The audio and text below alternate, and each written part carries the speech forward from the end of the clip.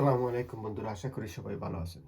বন্ধুরা, আজকে একটা নিউজ দেখে ভালো লাগলো। নিশ্চয়ই আপনারা সবাই দেখছেন নিউজটি, অনেকেই দেখছেন। নিউজটা সত্যি ব্যতিক্রমী এই কারণে, যদিও এটা নিয়ম মাফিক হয়েছে, কিন্তু ব্যতিক্রম আমাদের কাছে এই জন্য যে এরকম নিয়ম মাফিক আইন, আইনের ব্যবহার, বিবেকের ব্যবহার বা নিরপেক্ষ সিদ্ধান্ত নেওয়া, এটা অনেক দিন থেকেই আমরা দেখি না। দেখার সুযোগ আমরা হারিয়ে ফেলেছিলাম।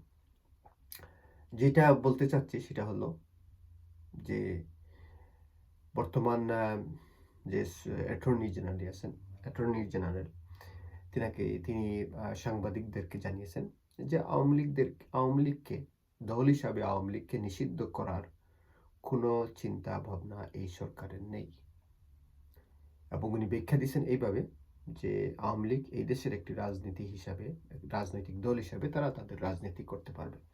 তাদের মধ্যে যারা দুষ্ট লোক আছে তাদের বিচার হবে দেশের আইন অনুযায়ী। তাদের অর্থাৎ লোকজনের, আওয়ামী লীগের দলীয় দুষ্ট লোকের কারণে আওয়ামী লীগ দল হিসাবে শাস্তি পেতে পারে না।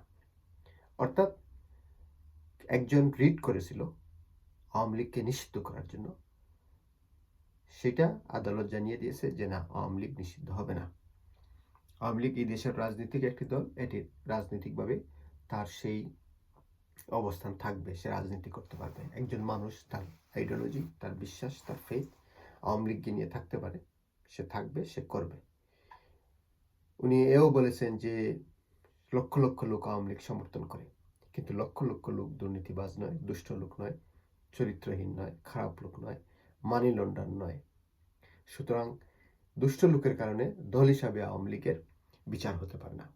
এবং যারা সাধারণ লোক আওয়ামী লীগকে বিশ্বাস করে, তারা আওয়ামী লীগ সমর্থন করার অধিকার রাখে।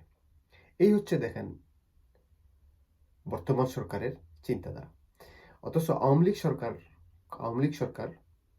লীগের নেতৃবৃন্দ সরকারে থাকা অবস্থায় কি সিদ্ধান্ত নিছে? লাস্ট মিনিটে ওনারা জামাতকে নিষিদ্ধ করছে। এবং ওনাদের মধ্যে একটাই ধারণা ছিল, আমিত্ব, অহংকার। যখনই আমিত্ব চলে আসে তখনই অহংকার। সাবেক প্রধানমন্ত্রী বা সাবেক আওয়ামী লীগ নেত্রী শেখ হাসিনা যখনই টিভিতে আসতেন, সাংবাদিকদের সামনে আসতেন, ক্যামেরার সামনে আসতেন, শুধু আমি এটা করে দিয়েছি, আমি এটা দিয়ে দেবো, আমি এটা বন্ধ করে দিই, তাহলে কেমন হবে? এই ছিল ওনার মুখের ভাষ্য। পক্ষান্তরে দেখেন ইউনূস সরকারের বা ইউনূস সাহেবের সব দেশকে বলছেন, পুরা দেশকে বলছেন আমরা একটা পরিবার। সরকারকে বলছেন আমরা একটি টিম, আমরা কাজ করে যাচ্ছি।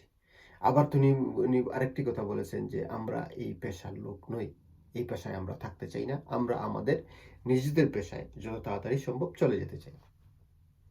চিন্তাধারার মধ্যে পার্থক্য দেখেন।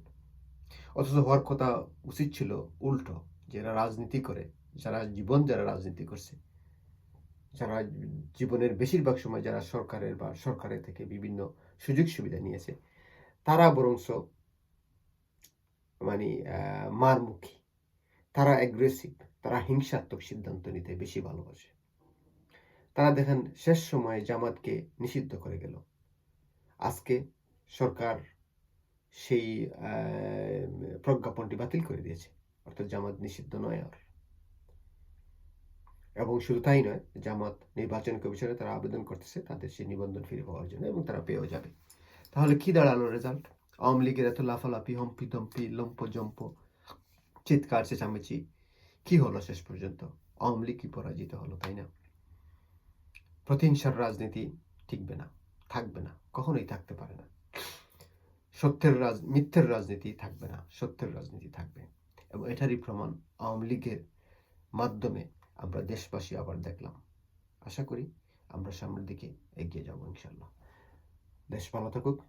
God bless Bangladesh. খোদা হাফেজ।